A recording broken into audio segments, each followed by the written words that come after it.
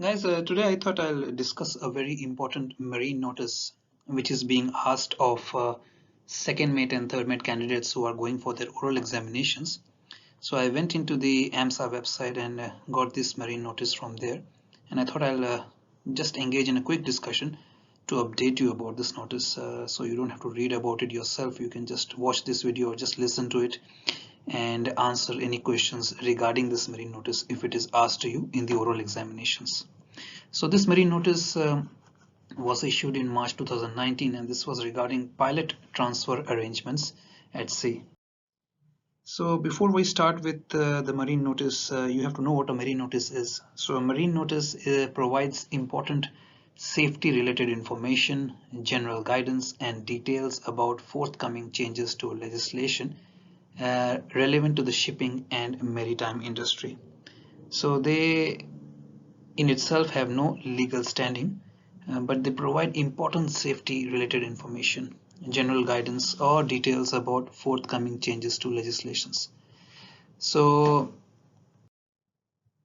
today's marine notice talks about pilot transfer arrangements, which was issued in March 2019.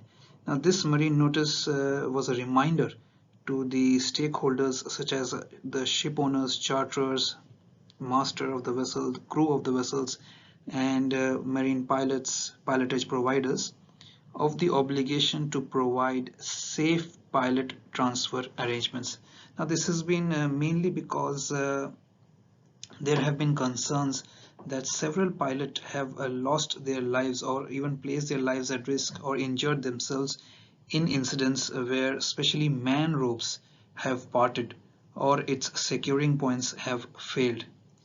So in addition, the regulatory bodies such as AMSA or the Australian Maritime Safety Authority has also received reports and complaints about pilot transfer arrangements which have not been complying with the relevant legislations.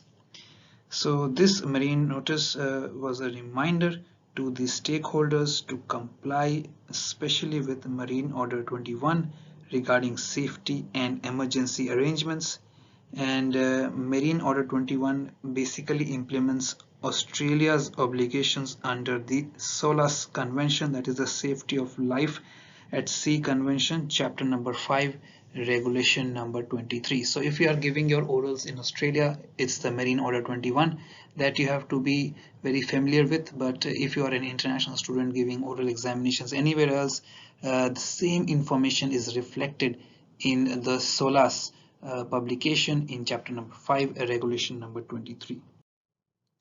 So in this marine notice, whenever a pilot or other persons embark or disembark from a ship using the pilot ladder, they are basically entrusting their safety to the pilot transfer arrangements as rigged by the ship or as approved by the pilot boat crew.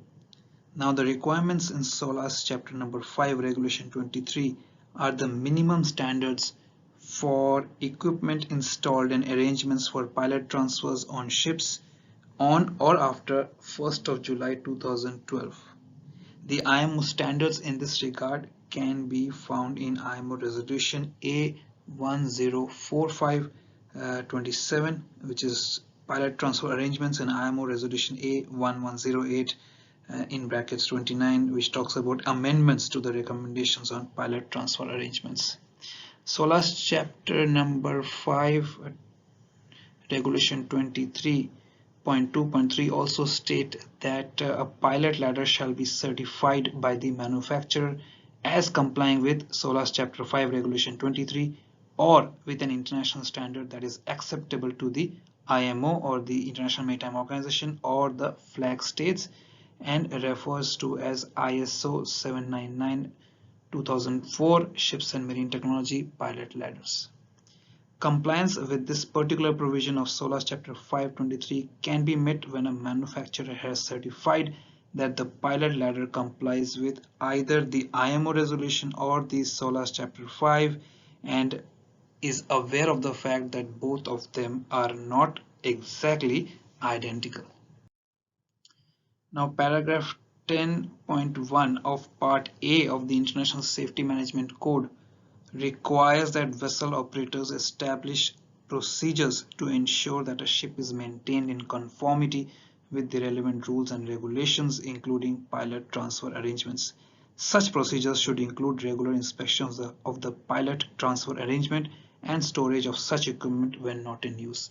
Uh, Putting it very simply, in terms of seamanship, you have to make sure that your ship, as part of the ISM code, also has a checklist for pilot transfer arrangements. So checklist that will ensure that you have followed all the safety procedures regarding the pilot embarkation and disembarkation, and the checkpoints, the communications to be established, the testing to be carried out before the pilot actually boards the pilot ladder. It also talks about the maintenance procedures, so basically about the planned maintenance schedule regarding the pilot ladder. So whenever you carry out any kind of planned maintenance on the pilot ladders, that should be logged as well. So when we talk about ISM, we are talking mainly about the documentation procedures, so not only action but also documenting it, so that tomorrow if something goes wrong, you can provide that documentation to show that all adequate precautions and procedures were observed to ensure safe embarkation and disembarkation of the pilot using the transfer arrangements. The IMO circular also illustrates the pilot transfer arrangements as required by the SOLAS chapter number 5. So the circular's number is MSC1 circ.1428. Strict arrangements should be paid to the freeboard of the vessel, that is the height of the vessel from the water level to the deck line, to determine whether a combination ladder needs to be rigged, because some ships have such a huge freeboard that sometimes you use a combination ladder. What is a combination ladder? It is a combination of the ship's gangway along with the pilot ladder, especially when the pilot ladder is not long enough to cover the entire freeboard. If a combination ladder is required, attention should be paid to the arrangements for securing such ladders to the vessel's side. Clear and efficient communication with the pilot boat's master is essential to ensure the safety of the pilot transfer arrangements before the pilot uses the ladder. The master of the pilot boat is best positioned to judge correct height of the bottom of the ladder and identify any potential issues with the ladder or ropes once in place. Now, if you go to many ports, there are many ports that request man ropes to not be provided. They do not like man ropes. Then you have to comply with the pilot's instructions.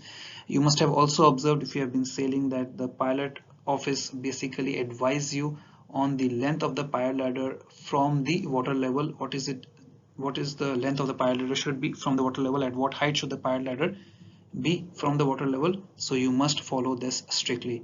Additionally, when the pilot boat is nearing your vessel, they will look at it as well and advise the master to make changes if required through the VHF. So communication should be maintained, and that communication should be relayed to the people at the pilot station, who can then make the changes according to the pilot's demands. Regarding responsibility for safe practices rests with each and every person involved in the pilot transfer arrangements, which includes the owners, the charterers, the operators, master of the vessel, crew of the vessel, pilot and pilot boat crew, as well as the pilot who is being transferred. All parties should observe both the spirit and intent of the regulations to ensure safety is not compromised in any case. Where a pilot suspects that the transfer arrangements provided is unsafe, it is not suitable, they have the right to refuse the arrangement until it is made safe by the master and crew. If such a situation occurs, AMSA or Australian Maritime Safety Authority or the local regulatory bodies will follow up, will investigate, they will determine the cause and actions to be taken. So make sure that you follow the appropriate instructions, because this is all provided in the appropriate legislation such as SOLAS, IMO circulars. This becomes legal in all respects. So if it is not followed, the ships may be fined heavily, and as a master or as a deck officer, you do not want to be responsible for such fines, because the company will frown upon it, they will not be happy, you may also lose your job. Alright, so for today that's pretty much it. I plan to take up more marine notices in future because it makes your job easier. Then you don't have to read through it. You can basically just listen to it and note down the salient points, the important points to be said if a surveyor asks you about the latest marine notice. So I wish you all the best with your studies, and let me know what you think about these videos. I look forward to your feedback because that gives me the encouragement to continue putting these videos. If they are of no use, if you don't find them useful, please let me know that as well. I will stop wasting your time.